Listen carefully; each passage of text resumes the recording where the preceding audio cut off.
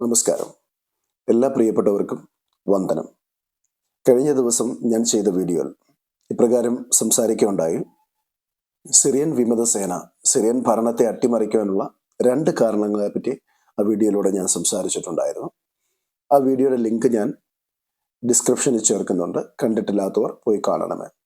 നിങ്ങൾ ആദ്യമായിട്ട് എൻ്റെ വീഡിയോസ് കാണുന്നതെങ്കിൽ എൻ്റെ ചാനൽ സബ്സ്ക്രൈബ് ചെയ്യുക. തൊട്ടടുത്ത ബെല്ലൈക്കൺ കൂടി ഒന്ന് എനേബിൾ ചെയ്താൽ എപ്പോഴൊക്കെ ഞാൻ വീഡിയോസ് അപ്ലോഡ് ചെയ്യുമോ അത് നിങ്ങൾക്ക് നോട്ടിഫിക്കേഷനായിട്ട് ലഭിക്കുന്നതായിരിക്കും.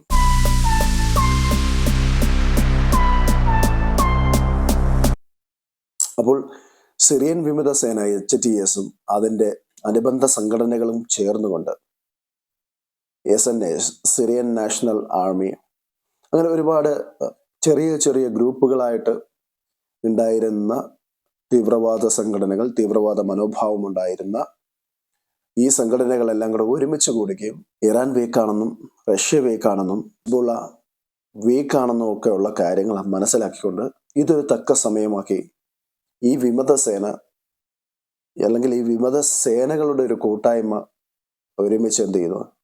അവർ ചേർന്നുകൊണ്ട് സിറിയൻ ഭരണത്തെ, അസദിന്റെ ഭരണത്തെ അട്ടിമറിക്കുവാനിടയായി തന്നു. സിറിയൻ വിമതസേനയുടെ നേതാവായിട്ടുള്ള ഗൊലാനി അദ്ദേഹം ഇപ്രകാരം പറയുകയുണ്ടായി: ആരുടെയും സഹായം ഞങ്ങൾക്ക് ലഭിച്ചിട്ടില്ല, ഞങ്ങൾ സ്വന്തമായിട്ട് കീഴടക്കാമെന്ന് പറഞ്ഞെങ്കിൽ പോലും വാസ്തവം അതല്ല. അമേരിക്കയുടെയും ഇസ്രായേലിന്റെയും അതേപോലെ തുർക്കിയുടെയും ഒക്കെ ശക്തമായ ഇടപെടൽ ഈ വിഷയത്തിൽ ഉണ്ടായിരുന്നു.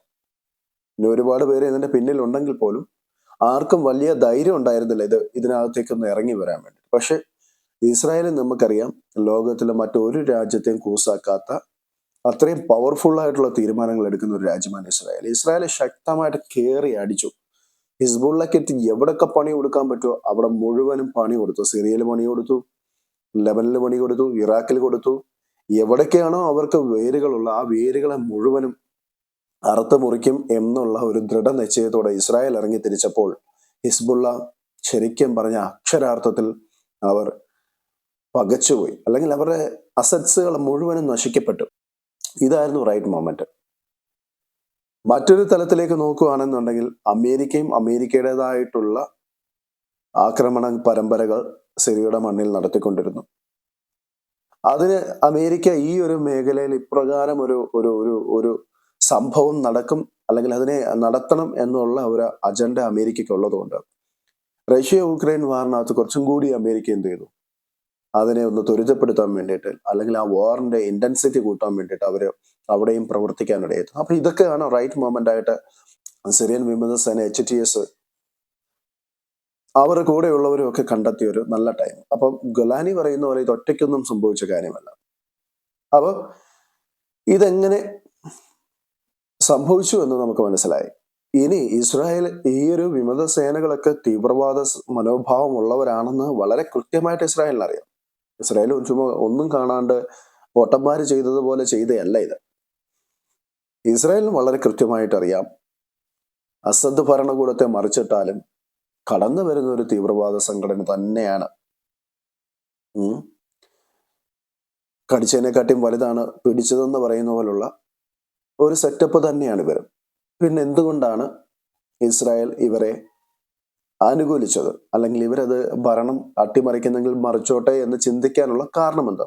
കാരണം നമ്മളൊന്ന് ചിന്തിക്കുക, നമ്മുടെ വീട്ടിന്റെ തൊട്ടപ്പുറത്ത് ഒരു എന്താ പറയുക, ഒരു ആക്രമണ സ്വഭാവമുള്ളൊരു വ്യക്തിയെ, കണ്ണി കാണുന്നതൊക്കെ ചെയ്യുന്ന ഒരു വ്യക്തിയെ നമ്മൾ ഉൾക്കൊള്ളുമോ?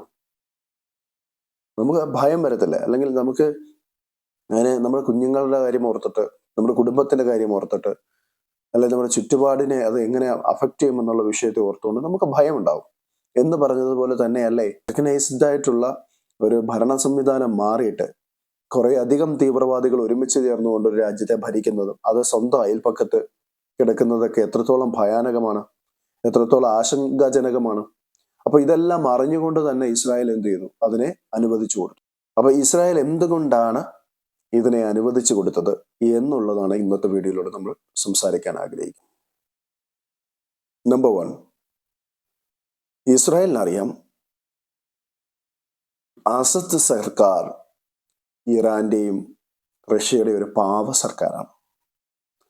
ഇറാൻ എന്ത് പറയുന്നു, റഷ്യ എന്ത് പറയുന്നു, അതിനനുസരിച്ച് താളം തുള്ളുന്ന അല്ലെങ്കിൽ നിലപാടുകൾ മാറ്റുന്ന ഒരു ഭരണാധികാരിയായിരുന്നു അസദ്.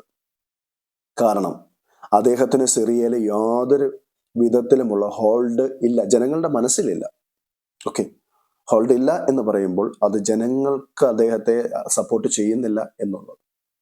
അപ്പോൾ ഈ റഷ്യയും ഇറാനും ഇറാന്റെ പ്രോക്സി ആയിട്ടുള്ള ഹിസ്ബുള്ളയൊക്കെ ചേർന്നുകൊണ്ടാണ് ഈ അസദിനെ അവിടെ പിടിച്ച് നിർത്തിയത്.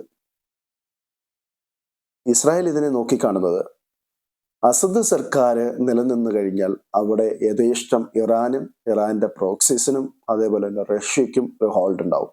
അത് അവസാനിക്കണം. അതായിരുന്നു ഇസ്രായേലിന്റെ ഏറ്റവും വലിയ അജണ്ട.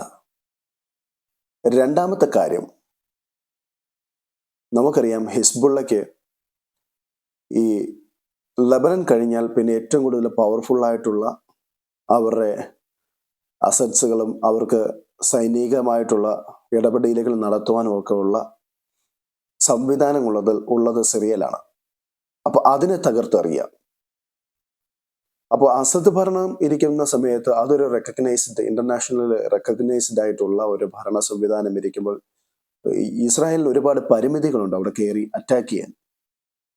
അപ്പൊ ആ പരിമിതികൾ തീരണമെങ്കിൽ ആ സർക്കാർ അവിടുന്ന് മാറണം. അപ്പം ഹിസ്ബുള്ളയെ തകർക്കണം, ഹിസ്ബുള്ളയുടെ അസറ്റുകൾ തകർക്കണം. ഹിസ്ബുള്ളയ്ക്ക് ലെബനിൽ നിന്നും സിറിയയിലേക്കും സിറിയയിൽ നിന്നും ഇറാഖിലേക്കും ഉള്ള അവരുടെ കടന്നുകയറ്റം എന്നേക്കുമായിട്ട് അവസാനിപ്പിക്കണം. ഹിസ്ബുള്ളയെ തിരിച്ച് ലെബനനിൽ തന്നെ കൊണ്ടുവന്നു അവിടെ ടൗമാരെ തീർക്കണം. ഇത് ഇസ്രായേലിന്റെ രണ്ടാമത്തെ ഒരു റീസൺ ആയിരുന്നു.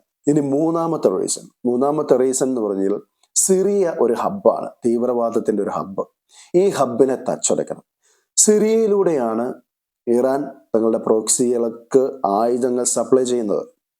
അപ്പൊ ആ ആയുധ സപ്ലൈ ലൈനെ കട്ട് ചെയ്ത് കളയണം. അപ്പൊ സിറിയയിൽ ഈ ഒരു ഭരണം അട്ടിമറിക്കപ്പെട്ട് കഴിഞ്ഞാൽ വരുന്ന വിമതസേന സിറിയയിൽ ഭരണം പിടിച്ചെടുത്തു കഴിഞ്ഞാൽ അത് ഇറാനും അതേപോലെ തന്നെ റഷ്യയ്ക്കും എതിരായിട്ടുള്ളൊരു സർക്കാരാണെന്നുള്ള തിരിച്ചറിവും ഇസ്രായേലിനുണ്ടായിരുന്നു. അതുകൊണ്ടാണ് ഇതൊരു തീവ്രവാദ സംഘടനയാണെന്ന് പറഞ്ഞിട്ട് പോലും ഈ ഇസ്രായേൽ അതിൽ മൗനമായിരുന്നതിന്റെ കാര്യം. അസദ് ഒരു സമയത്ത് പറഞ്ഞു, ഞങ്ങൾ ഈ ഇറാന്റെ സൈന്യത്തെ മുഴുവനും പുറത്താക്കാം, ഞങ്ങൾക്ക് ഇസ്രായേലിന്റെ സപ്പോർട്ട് വേണം. എന്തുകൊണ്ട് ഇസ്രായേൽ അവരെ സപ്പോർട്ട് ചെയ്തില്ല? എന്തുകൊണ്ട് അവരെ സഹായിക്കാൻ വേണ്ടി ചെന്നില്ല? കാരണം ഇസ്രായേലിനറിയാം അസദ് തൽക്കാലത്തേക്ക് ഈ ഒരു സൗകര്യങ്ങളൊക്കെ സ്വീകരിച്ചാലും പിന്നെയും ചായവ് അവർക്ക് ഇറാനോടും റഷ്യയോടും കൂടിയാണ്.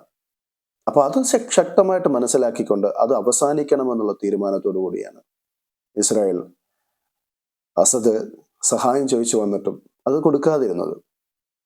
അപ്പോൾ ഈ തീവ്രവാദ ഹബ്ബ് ഉപയോഗിച്ചുകൊണ്ട് ആയുധ കൈമാറ്റങ്ങൾ നടത്തുക, അത് ലെബനനിലേക്കും അത് ഗാസയിലേക്കും വെസ്റ്റ് ബാങ്കിലേക്കും ആയുധങ്ങൾ പോകുന്നത് സിറിയൻ മണ്ണിലൂടെയായിരുന്നു. അതിനെ എന്നേക്കുമായിട്ട് അവസാനിപ്പിക്കണം എന്നുള്ളതും ഒരു ലക്ഷ്യത്തിന്റെ ഭാഗമായിരുന്നു. അടുത്തതായിട്ട് ഇസ്രായേലിന് ഏറ്റവും കൂടുതൽ ഭീഷണി നേരിട്ടുകൊണ്ടിരുന്നത് ഇറാന്റെ ഭാഗത്തു നിന്നാണ്. അപ്പൊ ഇറാൻ ഇസ്രായേലിന് ഒരു പ്രാവശ്യം പറഞ്ഞു, ഞങ്ങൾ കരമാർഗം ഒന്ന് അറ്റാക്ക് ചെയ്യുമെന്നൊക്കെ പറഞ്ഞു. എങ്കിലും അത് അത്ര വലിയൊരു ഗൗരവമുള്ള ഒരു സംഭവമായിട്ടൊന്നും ഇസ്രായേൽ കണ്ടിട്ടില്ല. എന്നിരുന്നാലും ശത്രുവിന്റെ ബലത്തെ ഒട്ടും കുറച്ച് കാണാതെ ശത്രുവിന്റെ സാധ്യതകളെ തകർത്ത് കളയണം എന്നുള്ള വലിയ ലക്ഷ്യബോധം, ആ ഒരു ലക്ഷ്യബോധം ഇസ്രായേലിനുണ്ടായിരുന്നു. അതുകൊണ്ട് തന്നെയാണ് ഇനി ഒരിക്കലും സിറിയയുടെ മണ്ണിലൂടെ എന്ത് ചെയ്യരുത്, ഇറാൻ തങ്ങളുടെ രാജ്യത്തെ ആക്രമിക്കരുത്, ഇറാന്റെ പ്രോക്സികൾ തങ്ങളെ ആക്രമിക്കരുത്. ഇതും ഇസ്രായേലിന്റെ ഒരു അജണ്ടയായിരുന്നു. അപ്പം ഇറാന്റെ സിറിയൻ മണ്ണിലേക്കുള്ള കടന്നുകയറ്റത്തെ എന്നേക്കുമായിട്ട് അവസാനിപ്പിക്കണം. ഇനി നാലാമത്തെ കാര്യം എന്ന് പറഞ്ഞാൽ, ഈ വിമതസേന കടന്നു വന്നു കഴിഞ്ഞാൽ ഇസ്രായേലിന് കുറച്ചും കൂടി ഈസിയാണ് തങ്ങളുടെ ആഭ്യന്തര സുരക്ഷയെ വെല്ലുവിളിക്കുന്നതായിട്ടുള്ള ഒരുപാട് സിറിയൻ മേഖലകളുണ്ട്. ഗോലാൻ ഹൈറ്റ്സിൻ്റെതായിട്ടുള്ള ചില ഭാഗങ്ങളിലും അതേപോലെ തന്നെ മറ്റു ഇടങ്ങളിലുമൊക്കെ ഇസ്രായേലിന് യഥേഷ്ടം ആ ഭൂമിയെ പിടിച്ചടക്കുകയും എന്നേക്കുമായിട്ട് തങ്ങളുടെ നേരെയുള്ള വെല്ലുവിളികളെ അവസാനിപ്പിക്കാനുമുള്ള ഒരു സുവർണ അവസരമായിട്ട് അവർ ഇതിനെ കണ്ടു. നമുക്കറിയാം, ഇപ്പോഴുള്ള ഈ ഒരു സർക്കാർ, ഈ വിമത സർക്കാർ എന്ന് പറയുന്നത് ഒരിക്കലും ഇന്റർനാഷണൽ റെക്കഗ്നൈസേഷൻ കിട്ടിയിട്ടില്ല. അപ്പോൾ ഇതൊരു റൈറ്റ് മൂവ്മെന്റ് ആണ്. ഇസ്രായേലിനെ ആക്ട് ചെയ്യാൻ വേണ്ടിയിട്ടുള്ള ഒരു റൈറ്റ് മൂവ്മെന്റ് ആണ്. അവർക്ക് ഒരു തുള്ളി ചോര പോലും ഇതിനകത്ത് ഷെഡ് ചെയ്യേണ്ട ആവശ്യമില്ല. ഒരു ആക്രമണം, തിരിച്ചുള്ള ഒരു പ്രത്യാക്രമണം നേരിടാതെ തന്നെ തങ്ങളുടെ ലക്ഷ്യങ്ങൾ കൈയടക്കുവാൻ ഇത് സഹായകമാണ് എന്ന് ഇസ്രായേലും അതിൻ്റെ ഗവൺമെന്റ് മനസ്സിലാക്കിയത് കൊണ്ടുമാണ് ഈ വിമത സൈന്യം കടന്നു വരുമ്പോഴും അവർ ഓരോ മേഖലകളെ പിടിച്ചടക്കി വരുമ്പോഴും ഇസ്രായേൽ വളരെ കരുതലോടുകൂടി അതിനെ കണ്ടത്. ഇപ്പോൾ നമുക്കറിയാം, ഗോലാൻ ഹൈറ്റ്സിന്റെ 2/3 മാത്രമായിരുന്നു ഇസ്രായേലിന്റെ കയ്യിലുണ്ടായത്. അത് 1967 വാറിൽ 6 days വാറിൽ ഇസ്രായേൽ പിടിച്ചെടുത്തതാണ്. അതിനുശേഷം പിന്നെയും അവർക്ക് ഭീഷണികളുള്ള സിറിയയുടേതായിട്ടുള്ള സൈനിക താവളങ്ങളും സൈനികമായിട്ടുള്ള പോസ്റ്റുകളും ഒക്കെ ഈ ഗോലാൻ ഹൈറ്റ്സിൽ ഉണ്ടായത്. അപ്പൊ അതിനെ അവിടുന്ന് ഒഴിവാക്കണം, ആ ത്രെട്ട് അവിടുന്ന് ഒഴിവാക്കണം എന്നുള്ളത് ഇസ്രായേലിന്റെ ഒരു അത്യന്താപേക്ഷിതമായിട്ടുള്ള ഒരു ആവശ്യമായിരുന്നു. അപ്പോൾ അതും അവർ ഈ ഒരു സമയത്ത് നേടിയെടുത്തിരിക്കുന്നു. അപ്പൊ ഗോലാൻ ഹൈറ്റ്സിനെ എൻറ്റയർലി ഗോലാൻ ഹൈറ്റ്സ് അവർ പിടിച്ചടക്കി, അവരുടെ ഭീഷണികളെ അവരെ ഒഴിവാക്കി, കുറച്ചുകൂടി ഉള്ളിലേക്ക് കടന്നുകൊണ്ട്, സിറിയയുടെ മണ്ണിലേക്ക് കടന്നുകൊണ്ട്, തങ്ങളുടെ സൈന്യത്തെ ഡിപ്ലോയ് ചെയ്തുകൊണ്ട്, ഒരിക്കലും ഒരു വിമതനോ അല്ലെങ്കിൽ മറ്റുള്ളവരോ എന്ത് ചെയ്യില്ല, ഇസ്രായേലിന്റെ മണ്ണിലേക്ക് കടന്നു വരാതിരിക്കാൻ വേണ്ടിയിട്ട് ഒരു വലിയ കോട്ട കെട്ടുന്നത് പോലെ തങ്ങളുടെ സൈനികരെ കൊണ്ട് അവിടെ സ്ഥാപിച്ചു. ഒരു ആക്രമണം വന്നാൽ അതിനെ എഫക്റ്റീവായിട്ട് അതിന് തച്ചുടച്ച് കളയുവാൻ വേണ്ടിയിട്ട് ഇസ്രായേൽ ശക്തമായിട്ടുള്ള ഒരു ആർമി അവിടെ അയക്കുന്നു. ഇതൊക്കെ എന്ന് പറഞ്ഞു കഴിഞ്ഞാൽ ശരിക്കും ഇറാന് വലിയൊരു തിരിച്ചടിയും ഇസ്രായേലിന് വലിയൊരു അഡ്വാൻറ്റേജുമാണ് ഈ ഒരു സന്ദർഭം. അപ്പൊ ഇതൊക്കെ കൊണ്ടാണ് ശരിക്കും ഇസ്രായേല് ഇങ്ങനെ ഒരു താല്പര്യപ്രകാരം നിന്നതും വിമതന്മാരോ കയറി വരുന്നത് കണ്ടിട്ടും ഇസ്രായേൽ അനങ്ങാതെ നിൽക്കുന്നത്. പ്രിയപ്പെട്ടവരെ, നമ്മളൊരു കാര്യം മനസ്സിലാക്കണം. ഇസ്രായേൽ എന്ന് പറയുന്ന ഒരു രാജ്യമാണ് ആ മിഡിൽ ഈസ്റ്റിന്റെ കരുത്ത്. ആ മിഡിൽ ഈസ്റ്റിന്റെ പൊളിറ്റിക്സിനെ തന്നെ നിയന്ത്രിക്കുന്ന, അല്ലെ ലോക പൊളിറ്റിക്സിനെ തന്നെ നിയന്ത്രിക്കുന്ന ഏറ്റവും പവർഫുൾ ആയിട്ടുള്ള ഒരു രാജ്യം ഇസ്രായേലാണ്. നിങ്ങളൊന്ന് നോക്കിക്കേ, ആ ഇസ്രായേൽ എന്ന് പറയുന്ന കുഞ്ഞൻ രാജ്യം ആ മിഡിൽ ഈസ്റ്റിൽ ഇല്ലായിരുന്നുവെങ്കിൽ ആ മിഡിൽ ഈസ്റ്റിന്റെ അവസ്ഥ ഇന്ന് എന്താകുമായിരുന്നു? ISIS-ഉം അൽ ഖ്വയ്ദയും ഏതൊക്കെ തീവ്രവാദ സംഘടനകളാണ്, ഇറാന്റെ പ്രോക്സീസും, ഇവരെല്ലാം കൂടെ കയറി ആ മിഡിൽ ഈസ്റ്റിലെ മറ്റ് സമാധാനപരമായി ജീവിക്കുന്ന രാജ്യങ്ങളെ മുഴുവൻ കടന്നു കയറി ആക്രമിച്ചുകൊണ്ട് അവിടുത്തെ സാധാരണക്കാരെ കൊന്നൊടുക്കിക്കൊണ്ട് ഒരു ഇസ്ലാമിക രാജ്യം സ്ഥാപിക്കാൻ വേണ്ടിയിട്ട് തീവ്രവാദത്തിന്റെ വിത്തുകളെ വാരി വിതറിക്കൊണ്ട് ആ ലോക രാജ്യങ്ങളെ മുഴുവനും അവർ അശാന്തിയിലേക്ക് നയിക്കും. നമ്മളൊക്കെ ഒരു കാര്യം മനസ്സിലാക്കണം, ഇസ്രായേൽ എന്ന് പറയുന്ന രാജ്യം ഇസ്ലാമിക്കുകൾക്കെതിരെയല്ല, പക്ഷെ ഇസ്ലാമിക തീവ്രവാദത്തിനെതിരെ ശക്തമായിട്ട് നിൽക്കുന്ന ലോകത്തിലെ ചില രാജ്യങ്ങളിൽ, അതിൽ എൻ്റെ അഭിപ്രായത്തിൽ, വ്യക്തിപരമായ അഭിപ്രായത്തിൽ അവർ നമ്പർ 1 ആണ്. അപ്പോൾ നമ്മൾ മനസ്സിലാക്കുക, ലോകത്തിന്റെ ശാന്തിക്കായിട്ടും ലോക സമാധാനത്തിന് വേണ്ടിയിട്ടും ലോകത്തിൻ്റെതായിട്ടുള്ള നിലനിൽപ്പിന് വേണ്ടിയിട്ടും ശക്തമായി പോരാടുന്ന രാജ്യങ്ങളിൽ ഒന്നാണ് ഇസ്രായേൽ. അപ്പൊ ആ രാജ്യം എടുക്കുന്ന തീരുമാനങ്ങളൊക്കെ എപ്പോഴും അതിൻ്റെതായിട്ടുള്ള ഇമ്പോർട്ടൻസ് ഉണ്ടാവും. അപ്പൊ അത് കൃത്യമായിട്ട് അത് അവർ ചെയ്യുന്നുണ്ട്. അവർ കിട്ടുന്ന അവസരങ്ങളൊന്നും അവർ നശിപ്പിച്ച് കളയാറില്ല. അത് വളരെ വിവേകത്തോടെ ബുദ്ധിപൂർവം നീങ്ങുന്ന ഒരു രാജ്യമാണ്. അത് തന്നെയാണ് ഇത്രയും വലിയ ശത്രു രാജ്യങ്ങൾക്കിടയിലും അവരെ പിടിച്ചു നിർത്തുവാൻ, ഇത്രയും പവർഫുള്ളായിട്ട് നിലനിർത്തുവാനുള്ള ഏക റീസൺ. വിമത സേന കടന്നു വരുന്നത് കണ്ടിട്ടും മിണ്ടാതിരുന്നത് എന്തുകൊണ്ടാണെന്നുള്ളതിൻ്റെ റീസൺസ് ആണ് ഞാൻ ഇതിലൂടെ ഡിസ്കസ് ചെയ്തത്.